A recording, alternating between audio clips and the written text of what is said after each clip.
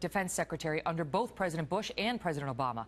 And he got a lot of attention today when he suggested that the U.S. has, quote, no Middle East strategy at all. Appearing on Fox and Friends this morning, he specifically talked about how the White House has reacted to the fall of Ramadi. Listen. I think to refer to what happened in Ramadi as simply a setback and that we will help, to say that we will help the Iraqis regain it, frankly, the gap between the rhetoric and getting it done, I think, is pretty significant. I mean, they've got Ramadi, they've got Fallujah, they've got Mosul. Getting them out of these cities is going to be incredibly tough. Joining me now, the architect of the successful Iraq surge, General Jack Keane, who is chairman of the Institute for the Study of War. General, good to see you tonight. And so how can it be that as late as Friday, the Pentagon was out there saying that ISIS was on the defensive and downplaying fears about losing Ramadi? Yeah, that's actually outrageous. The facts are what they are. You know, ISIS is a very determined, resourceful, and ambitious enemy, and we have to look at them for who they are and admit that, and not underestimate it, number one, and then see what they're truly doing. I mean, the ledger is on ISIS' side, not on our side, and that is they're expanding in Syria, in western and eastern Syria. They're able to attack, Megyn, with freedom of movement any place at any time they choose inside Iraq, and they're expanding into Libya, Yemen, the Sinai, and Afghanistan. So they're having a regional approach while they're defending somewhat successfully against the United States and the coalition inside of Iraq and Syria. That ledger is a plus for them and certainly a minus for us. So we have to be honest about it. When I listen to you say that, expanding into Egyptian Sinai, Libya, Yemen, Afghanistan, Pakistan, throughout Syria, I recall President Obama's remarks not long ago saying the following about ISIS. Listen. Our coalition is on the offensive. ISIL is on the defensive, and ISIL is going to lose. What happened to that? What happened to ISIL on the defensive?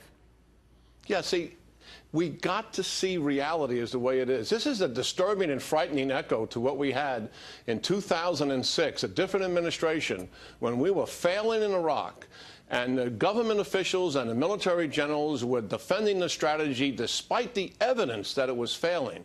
Here we have government officials, the President of the United States in this case, and also military leaders defending a failing strategy. And what the problem with that is, you're not going to fix it as long as you're defending it. You've got to face the truth, admit to yourself that it's failing, and then get on with fixing the strategy. Iraq, despite what we have seen in Ramadi and how tragic that is not lost yet.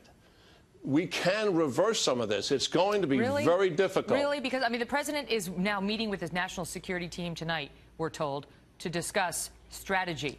I mean, the Washington Post editorial board came out last night and said, you have none. It's time to admit it. There's no defending you on this anymore. You have no strategy. And by all accounts, we're losing, General. We're losing. And so is there any turning that around under this president the way he sees this conflict?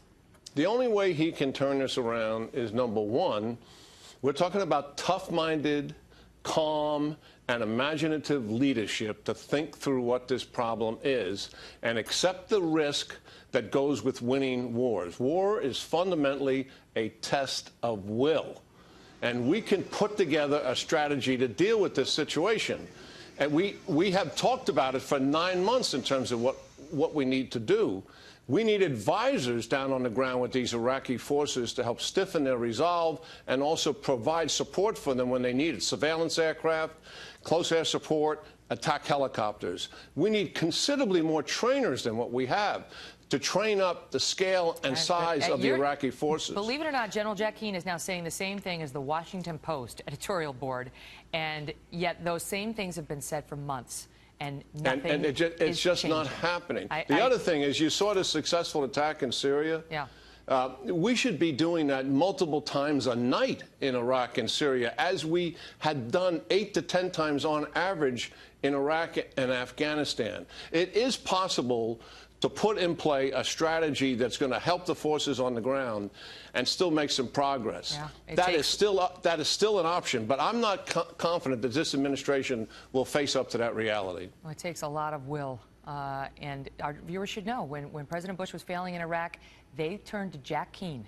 And they said, he went in there and said, you need to fire your generals and you need to come up with a new war strategy. And guess what? They listened to him. And the surge was put into place. And there was the Anbar awakening. And we had Iraq. Joe Biden said it was going to be a huge success. And now it's gone. And they should consider listening to him again. He's got